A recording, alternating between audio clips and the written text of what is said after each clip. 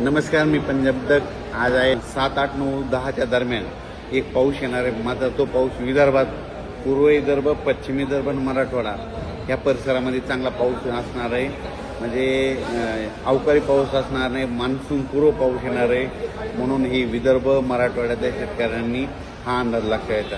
मग सांगायचं झालं तर 7 तारखेला म्हणजे नागपूर, वर्धा, भंडारा, गोंदिया, चंद्रपूर, यवतमाळ, वाशिम, हिंगोली, त्याच्यानंतर नांदेड, अकोला, अमरावती, परभणी ह्या पट्ट्यामध्ये काय होणार आहे 7 तारखेला तिकडं ते अवकाळी मान्सूनपूर्व अवकाळी पाऊस येणार आहे. म्हणून हे अंदाज लक्षात यायचा. त्याच्यानंतर 8, 9, 10च्या दरम्यान हे पाऊस धाराशिव जिल्हा, लातूर जिल्हा, बीड जिल्हा, परभणी जिल्हा, जालना जिल्हा, इकडं बुलढाणा जिल्हा, अकोला, अमरावती, वर्धा, नागपूर, भंडारा, गोंदिया, चंद्रपूर, यवतमाळ, त्याच्यानंतर नांदेड, परभणी, बीड ह्या परिसरामध्ये काय होणार आहे की 8, 9, 10च्या दरम्यान खूप पाऊस येणार आहे. म्हणून हा अंदाज सर्व शेतकऱ्यांनी लक्षात घ्यायचा. त्याच्यानंतर कडाष्टी, बीड त्या परिसरामध्ये 2, पुणे या परिसरात देखील 8, 9, 10चा हे मान्सूनपूर्व अवकाळी पाऊस येणार आहे. म्हणून हा अंदाज लक्षात घ्यायचा. त्याच्यानंतर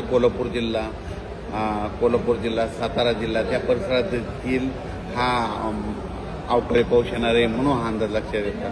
सर्वदूर पडणार नाही, पण भाग बदलत पडणार आहे. फक्त पाऊस मात्र पूर्व विदर्भ आणि पश्चिम विदर्भामध्ये तिकडे जास्त असणार आहे. मराठवाड्याकडे थोडं कमी होईल. लातूर जिल्ह्यात एक थोडा जास्त राहील.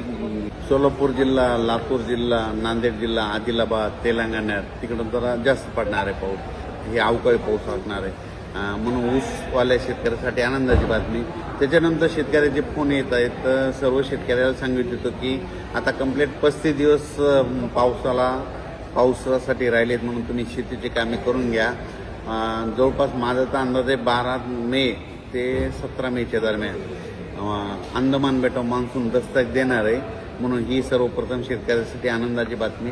आत्तापर्यंत दरवर्षी कसं असतं, कधी 19 मे, 20 मे, 21 मेला अंदमान बेटावर मान्सून दाखल होतं, तसं वातावरण तयार होतं आहे. पण यावर्षी तुम्हाला एक सांगू इच्छितो, 10 मे पासूनच तिथं वातावरण बनायला सुरुवात होणार आहे. पण 12 आणि 13 तारखेला मात्र अंदमान बेटावर मान्सून दस्तक देईल. तर 12-13 मेला जर दस्तक दिली तर तिथून 10 दिवस म्हणजे 24-25ला ते 25पर्यंत केरळ येईल. आणि तिथून 3 दिवस मुक्काम केल्याच्या नंतर तिथून जवळपास 7-8 जूनच्या दरम्यान मग महाराष्ट्रात दाखल होऊ शकतो. म्हणून हे देखील लक्षात घ्यायचं. म्हणजे यावर्षी शेतकऱ्यासाठी चांगलं साल राहणार आहे. पाऊस देखील वेळोवेळी येणार आहे. म्हणून ही सर्वप्रथम शेतकऱ्यासाठी आनंदाची बातमी. हे जे अवकाळी पाऊस आहे हे 7 तारखेला नागपूरकडे सुरुवात होणार आहे. म्हणजे पूर्व विदर्भाकडे 7 तारखेला सुरुवात होणार आहे. 8ला देखील